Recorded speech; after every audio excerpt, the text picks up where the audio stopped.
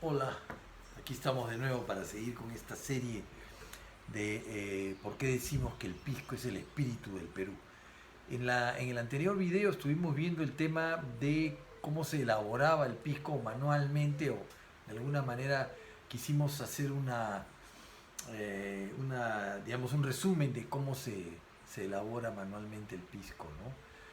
Bueno, pues es increíble que hoy en día todavía se elabore de esa manera. O sea, hay bodegas que todavía trabajan con ese tipo de método y con esos protocolos, ¿no?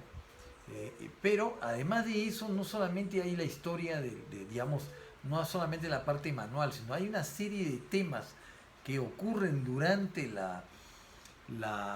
durante el proceso que son interesantes. Bueno, yo voy a enumerar los que recuerdo yo cuando estuve presente en una destilación. Nunca he destilado, por si acaso, ni soy ingeniero, ni químico, ni nada de eso. Así que básicamente es mi experiencia en el momento en que estuvimos nosotros elaborando pisco en los años 90 en una bodega en Guadalupe, en el pueblo de Guadalupe, una bodega que no tenía luz eléctrica y que todo lo trabajaba por gravedad, ¿no? Entonces, y que era una falca, no era un alambique con lo que trabajaban. En esa bodega hicimos nuestra cosecha de uva de la Pampa de Villacuri, la llevamos a esa bodega para elaborar pisco. Y estuve con grandes maestros destiladores, Miguel Hong sobre todo, gran maestro destilador que recuerdo mucho y aprendí mucho de él, ¿no? Entonces, en el proceso, después de arrancar el proceso y que las botijas son puestas de tal manera frente a la pultaya, ya les expliqué lo que es la pultaya, esta pequeña piscina, al lado del lagar, que es una gran piscina rectangular, hay también redonda, por si acaso, también hay lagar redondo, cae el jugo de la uva y de ahí lo llevan a reposar para que arranque la fermentación.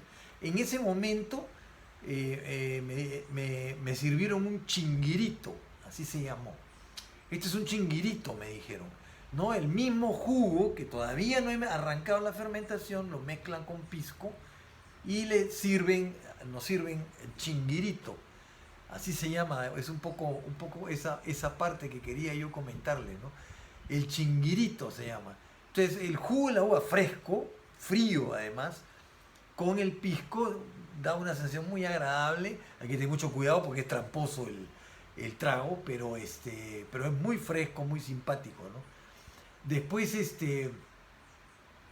después a la semana, ¿no? De ya empezada la fermentación, es lo que se llama la cachina, ¿no? La cachina, ¿qué viene a ser la cachina? Una semana después, el mosto, ¿no? Ya tiene trazas de alcohol, digamos, por lo mismo que está la levadura trabajando, y le sirven a uno un vaso de este tamaño más o menos, con la cachina y uno disfruta de la cachina fresca. Recuerdo que estuvimos sentados en una terraza que había en la bodega, luna llena, conversando de múltiples cosas, no recuerdo en este momento, lamparín de querosene, porque como les dije no había electricidad, tomando nuestra cachina, ¿no? En litros de Coca-Cola, me acuerdo, teníamos la cachina fría y la tomábamos. La cachina se toma a la semana prácticamente de haber arrancado la fermentación, ¿no? O sea, si les ofrecen una cachina en el mes de junio, bueno, yo eso los dejo a su responsabilidad, pero no, no es así. La cachina sale en el momento de que haya pasado una semana de empezar, de haberse iniciado la fermentación. Ese es otro tema interesante, lo de la cachina. Después viene, una vez que se ha terminado la fermentación, una vez que se ha arrancado con la destilación, uno está al pie del cañón de la falca, ¿no? Y empieza a llegar los alcoholes superiores inicialmente y empieza a bajar de grado el alcohol que va saliendo por gotas de la falca y empiezan a servir un vaso, también un vaso así de ese tamaño como esos vasos de cerveza antiguos, ¿no? Y le llaman el chicharrón, le llaman a eso. ¿No? También ven para que pruebes tu chicharrón, me dijeron a mí. No, es tu pisco, me dijeron, tienes que probar el chicharrón, ¿no? Y es un producto pues caliente, ¿no? Yo probé un poquito nomás y después dije, no, no, 50 grados realmente hay que tener mucho cuidado, ¿no? Eh, pero sí disfruté mucho de ese tema, ¿no? De saber del chinguirito, de saber de la cachina y saber del chicharrón, ¿no?